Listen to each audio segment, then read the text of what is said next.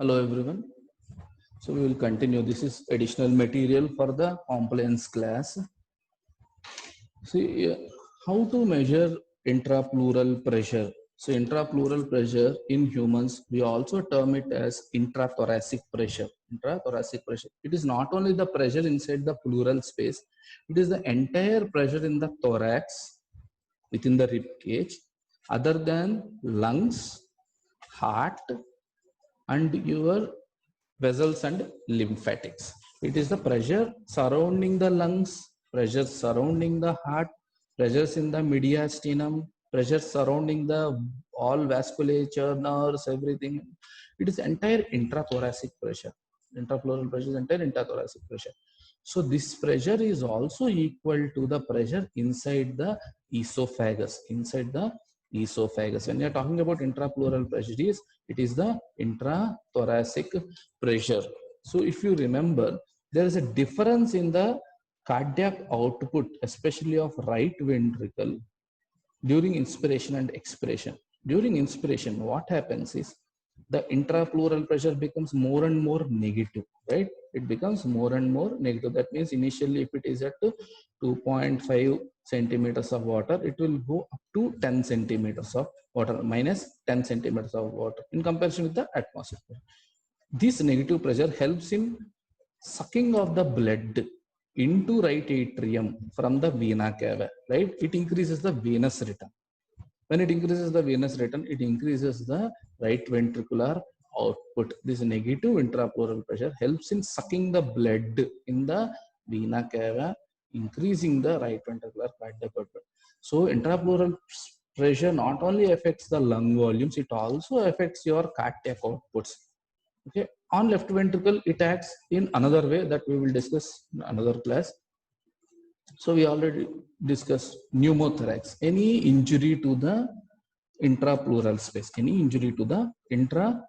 space, what will happen? The outside air will enter the pleural space, making the intrapleural pressure equal to atmospheric pressure. That means PIP is zero. That means zero means relatively it is zero. That means it will become 760 millimeters of mercury when there is injury to the pleura, and pleural space is exposed to outside air. Then what happens? Immediately the transpulmonary pressure will become zero. This leads to lung collapse. Lungs will collapse to minimum volume of 500 ml. Why this collapse to minimum volume of 500 ml is two reasons. One is the collagen content will not let the lung to completely go till zero volume, and also the collapse of the proximal airways. Will prevent the lungs from collapsing to zero volume. So beforehand only the proximal airways will collapse, so that 500 ml of the air is trapped in the lungs. Now in this situation, what you will do? First you should repair the cause of injury. Then what you are supposed to do is two things: increase the alveolar pressure and make this intrapleural pressure more negative, like previous conditions, like FRC conditions. Alveolar pressure should be increased and intrapleural pressure should be decreased. It becomes more negative, so that the transpulmonary pressure increases and the collapse of the lung is removed. Lung should go back to its normal size and shape. How do you do that? Insert an endotracheal tube, ET tube, via your mouth into your trachea, right? Insert that. Connect that to mechanical ventilators. Nowadays you are listening more about that ventilators. Connect it to mechanical ventilator. Now attach a chest tube outside towards a underwater seal. You suck air from this pleural space. Suck air from the pleural space and pump air from the mechanical ventilator. Suck air from the pleural space and pump, or else increase. Why we are pumping air is increase the pressure from the mechanical ventilator, so that you can increase the positive pressure here.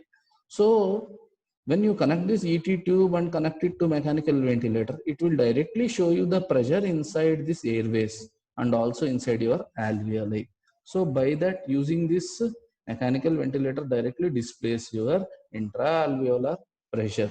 Similarly, you can remove this pleural airspace via chest tube, and you can also connect it to a pressure transducer where it will show you, you should make it a negative pressure. So how do you reinflate? Two things you should do. One, you should try to remove this intrapleural pressure, remove the first air from the pleural space. And you keep on removing the air, this will become, at least initially it will stay at 0. Keep on removing air, it will become -5. You create a vacuum again inside the pleural space. So, and you start pumping air into the chest wall via mechanical ventilator. You increase the alveolar pressure. So, first scenario, we are giving positive airway pressure from the ventilator. When you give positive airway pressure, initially it is 0 and the PA is +5. So, transpulmonary pressure is 5 minus 0, it is +5. Slowly the lung will inflate. Slowly the lung will inflate. At the same time, when you remove the intrapleural pressure by chest tube, connecting it to underwater seal, making it more and more negative, making it a vacuum. So later on, this when alveolar pressure is 0 also, 0 minus of -5, that will be +5. How? You are restoring it to normal value. Transpulmonary pressure, you are making it positive. That you should understand. How to measure intrapleural pressure is simple. Esophageal pressure reflects intrapleural pressure. Esophageal pressure itself does not have any pressure inside. It reflects the intrapleural or intrathoracic pressure. Insert a catheter into the esophageal esophagus, measure the intrapleural pressure. Your ventilator will directly give you intra-alveolar pressure. So you can measure the transpulmonary pressure. Okay, you know how much volume is going in, coming out, or else you can connect it to the, you can directly measure the volume also from your ventilator. This is how you can again reinflate the collapsed lung, and you can measure the pulmonary and volume changes. Or else simple, what you will do is connect AT tube or else any tube that measures the endotracheal and airway pressure and alveolar pressure, and esophageal catheter measuring this thing. Connect it to spirometer, connect the person to spirometer, inflate, exhale, measure the static lung compliance. This is a treatment part. At the same time, you can also pressure the volume and pressure changes. If you plot, let's say in this mechanism, we are plotting the graph. Slowly transpulmonary pressure we are increasing. Lungs are at residual volume. 25% total lung capacity is your, 40% total lung capacity is your FRC. 25% FRC, if it is at 40%, around 20-25% of total lung capacity will be your residual volume, and this is at minimal volume. Let's say we are measuring from the collapse of the lung. Just leave about that. We are increasing the transpulmonary pressure. That means we are making the intrapleural pressure more and more negative. We are not talking about the positive pressure here. Let's keep it 0 as in normal conditions. Okay, at FRC or at residual volumes, because there is no entry of air, this will be 0. Intrapleural pressure, we are making it more and more negative. This happens normally when your chest wall is expanded during inspiratory signals. So you can see the initial, the part 1, where you are increasing transpulmonary pressure, but there is no much change in the lung volumes. So here the transpulmonary pressure change is overcoming the collapsed airways and alveoli. So this transpulmonary pressure is overcoming the collapsed alveolar and airways. It still did not open them. So after further increase of more than 8 centimeters, slowly the lower airways and your alveoli started opening, increasing the alveolar volume. Slowly the lower airways are opening and increasing the alveolar volume. So further increasing, there is steep rise in the volume of the lung, alveolar volume or the volumes of the lung. And at a total lung capacity, there is no further increase in the lung volume, though it is maxed out. It is maxed out. You see transpulmonary pressure from 0 to plus 20.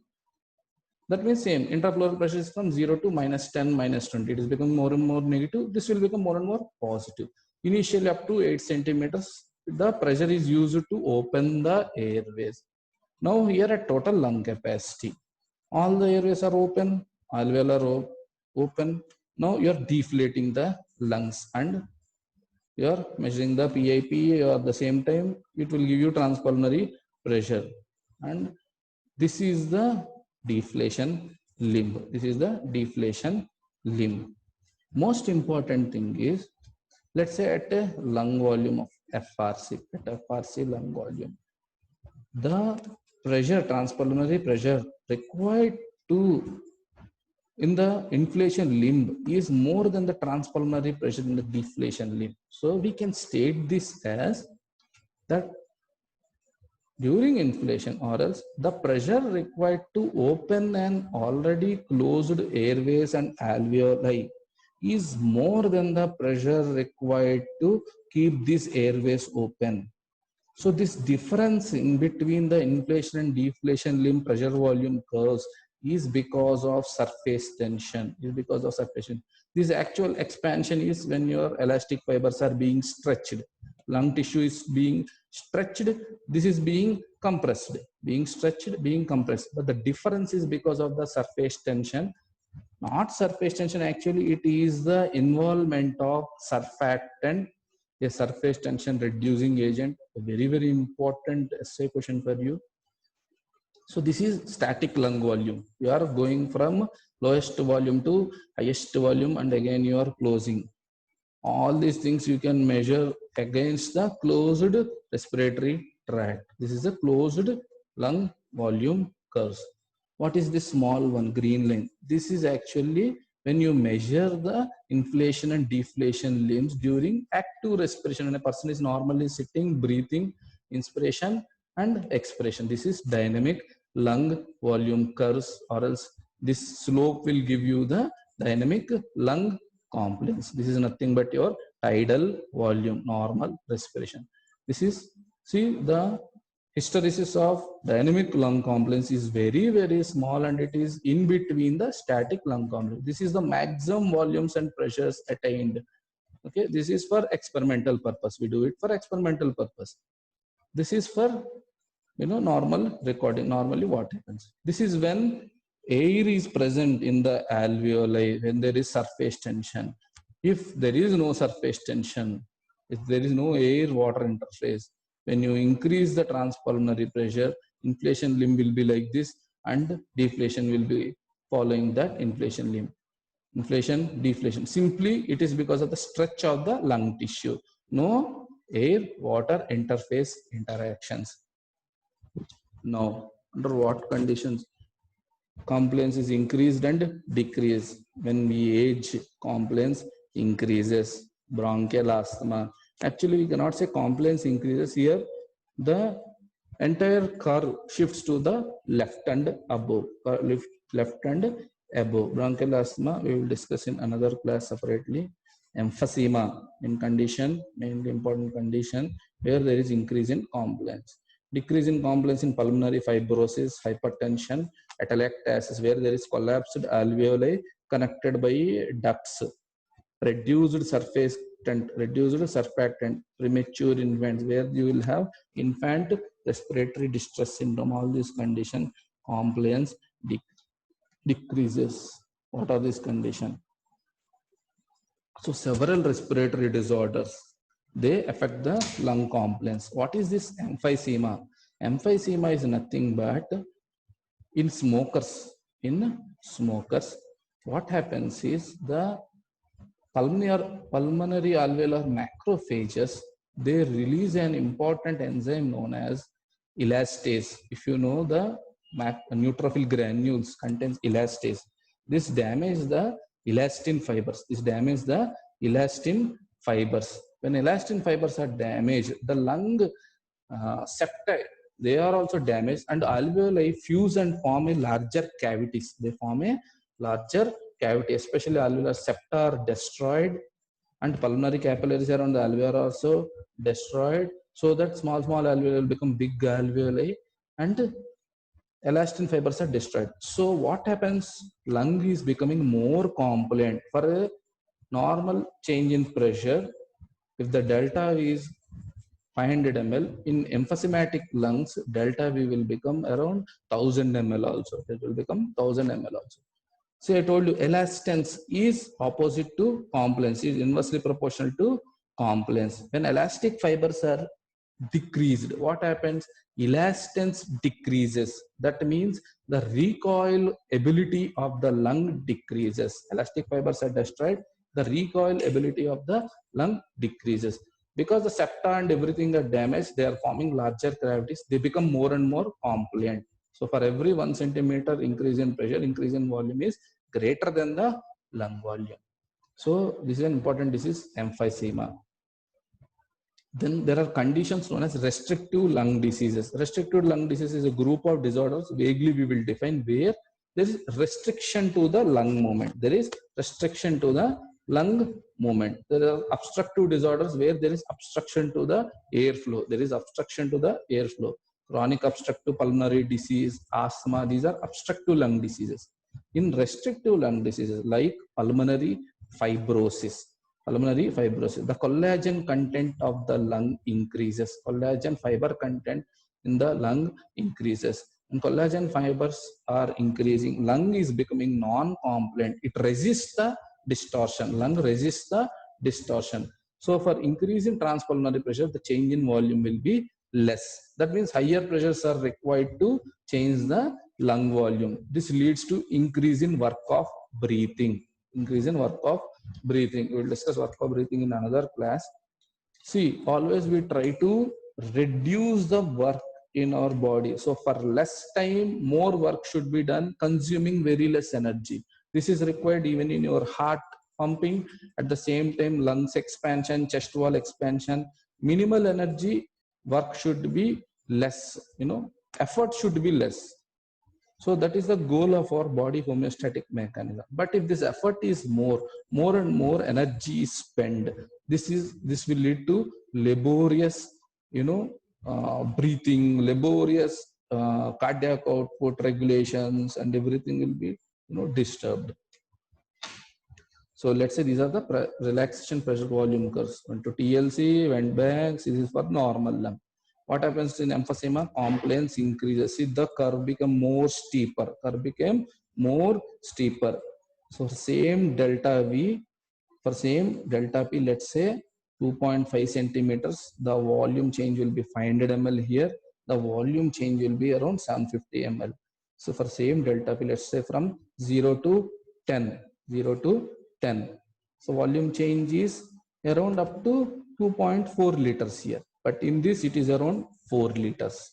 See, for same change in transpulmonary pressure, here it is 4 liters. It is 2.4 liters. In pulmonary fibrosis, compliance decreases. At same change in pressure, it is 1.2 liters. You can also say that to reach a 3-liter lung volume. In normal lung, it requires 15 centimeters transpulmonary pressure.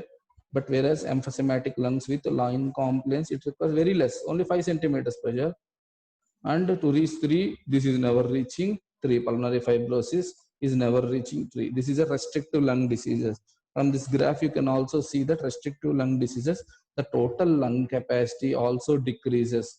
Whatever might be the transpulmonary pressure, total lung capacity is only 2.4 liters. Maximum achieved is 2.4 liters. Whereas total TLC can be 5 to 6 liters. In normal lung, it is 5 to 6 liters. In emphysema, it will be more. So regional changes in the lung volume. Again, intrapleural pressure from the apex to base. What is happening? It is more negative in relation to the atmospheric pressure at the apex, less negative in relation to atmospheric at the base.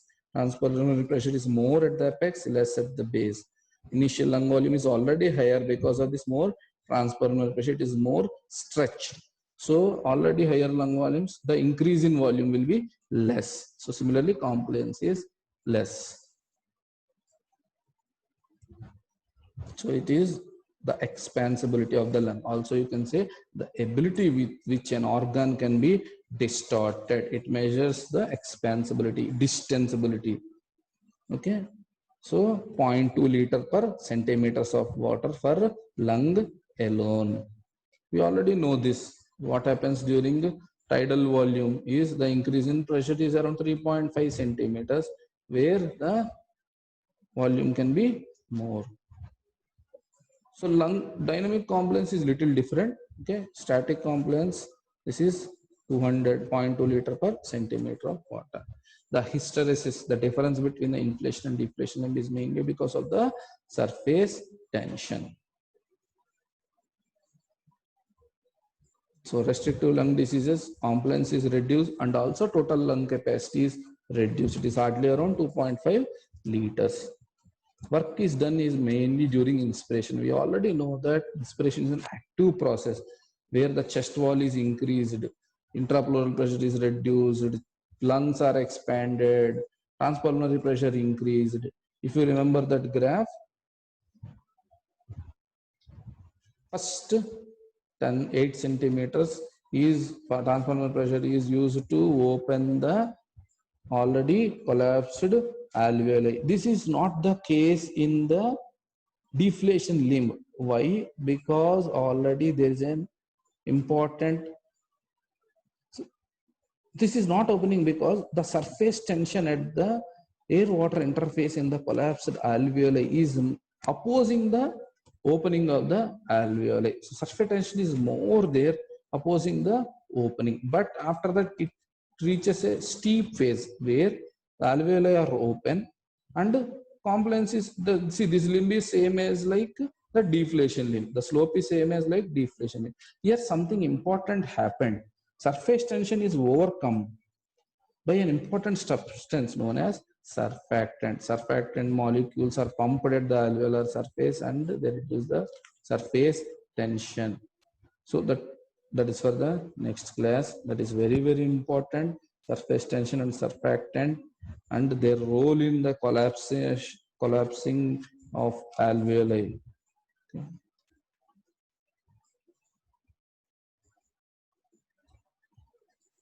Thank you. Wait for the next class. Watch the videos in loop. Go through your textbooks. Okay.